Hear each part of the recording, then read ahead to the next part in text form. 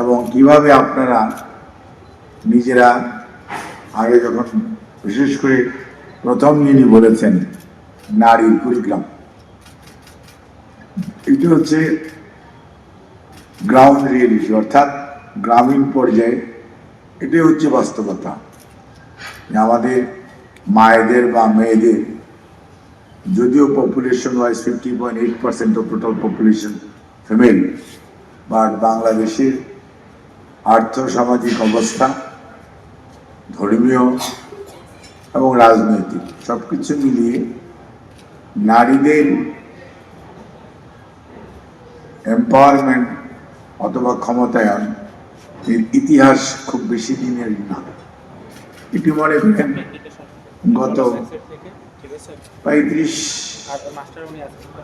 40 বছর যাবৎ নারীদের পিছনে স্পেশাল ইনভেস্টমেন্ট হচ্ছে।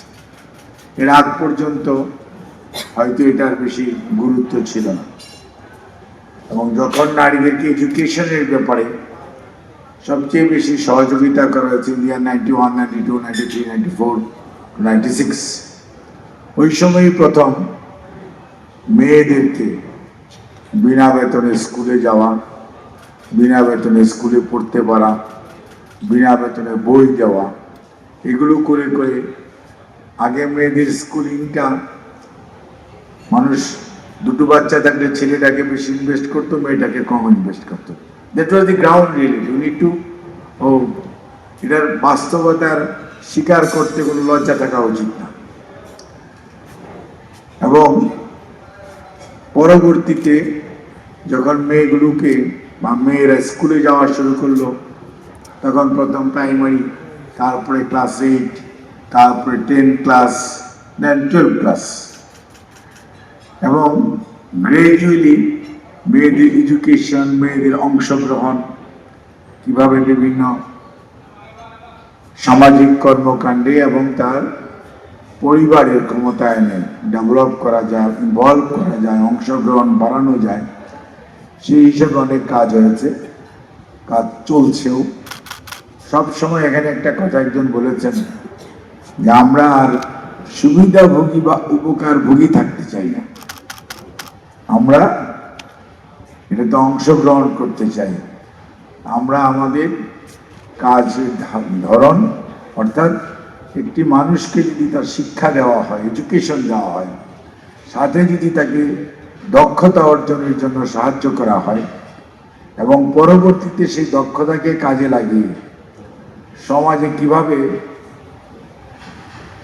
আপনার কাজ করা যায় নিজের জন্য, নিজের পরিবারের জন্য, পরবর্তীতে ওই পাড়া প্রতিবেশীর জন্য, অর্থাৎ সমাজের জন্য, এই এন্টারপ্রেনারশিপ অথবা উদ্যোক্তা যদি তৈরি করা যায়, সেটা যে কোনো ধরনের উদ্যোক্তা হতে পারে।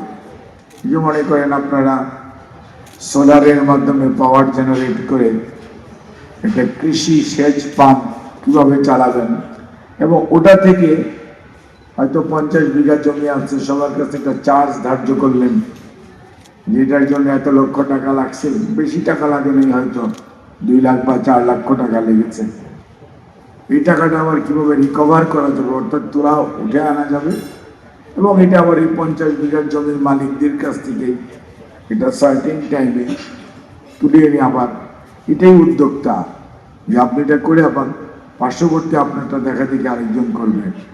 অথবা যে আপনারা অ্যাডাপটিভ এগ্রিকালচার বলতেছেন, অর্থাৎ অনেক জায়গায়, বিশেষ করে আমাদের যে কোস্টাল বেল্ট, এখানে লবণাক্ততা একটা বিরাট প্রবলেম।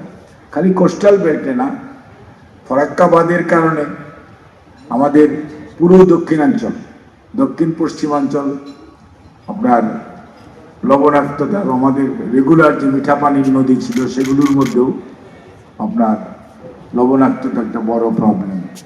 খাওয়ার জন্য পানি প্রবলেম, কৃষির জন্য জমির লবণাক্ততা ইজ এ বিগ প্রবলেম। সেটাকে অ্যাড্রেস করার জন্য সরকারের বিভিন্ন কর্মসূচি আছে। আল্লাহ রাব্বুল আলামিনের দেওয়া যে বৃষ্টির পানি, এটা বলে রেইন ওয়াটার হারভেস্টিং, ইংরেজি শব্দ আর কি। বৃষ্টির পানি কিভাবে খাওয়ার জন্য ব্যবহার করা যায়, এটার বাংলায় হচ্ছে রেইন ওয়াটার হারভেস্টিং। এবং দৈনন্দিন কাজে ব্যবহার করা যায়।